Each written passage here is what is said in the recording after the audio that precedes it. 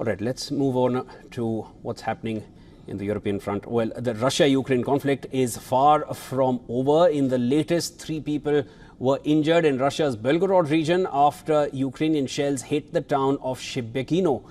Meanwhile, Kyiv said that it struck an ammunition depot in Voronezh. The governor of the region said the debris from the downed drone triggered a fire and a series of explosions. Then on the other hand, 2 people were killed as Russia carried out a fresh airstrike on the Sumy Oblast region of eastern Ukraine. Also, Kyiv said Moscow launched 67 drones in an overnight attack. Debris from a downed Russian drone was found next to Ukraine's parliament building.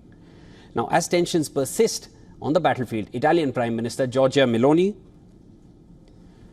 said that countries like India and China can play a role in ending Ukraine's conflict with Russia. Russian President Putin had spoken on the same lines just recently on Thursday.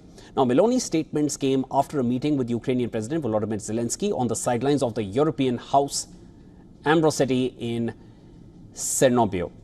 Addressing the annual conference, Meloni said China and India can play a role and must play a role in resolving the conflict in Ukraine. The only thing that cannot happen, she said, is to think that the conflict can be solved by abandoning Ukraine. Reports suggest that India's National Security Advisor Ajit Doval is soon to travel to Russia to discuss peace efforts. Now, just to remind you here, viewers, after Indian Prime Minister Narendra Modi's Ukrainian visit on the 23rd of August, he, in a telephonic conversation with Putin, Russian president, had discussed sending Doval to Russia.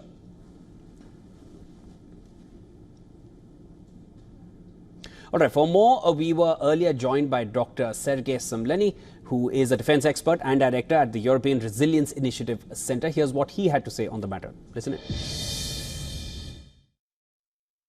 Well, I think that Ukraine is achieving pretty impressive success. And I've been to Ukraine-occupied territory of Kursk region just 3 weeks ago. I've been to Sumy recently. And the situation is quite different compared to what it used to be.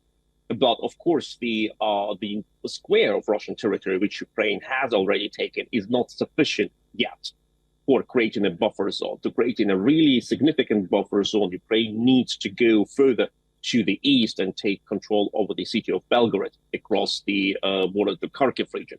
This will create a pretty much successful buffer zone. But once again, even if Ukraine controls a buffer zone up to, let me say, 50 or 80 kilometers from the border, it will have only 120 kilometers from Sumy to Russia-controlled region, which is still not enough to prevent any strike with Iskander missile, for example, which has a distance of up to 500 kilometers.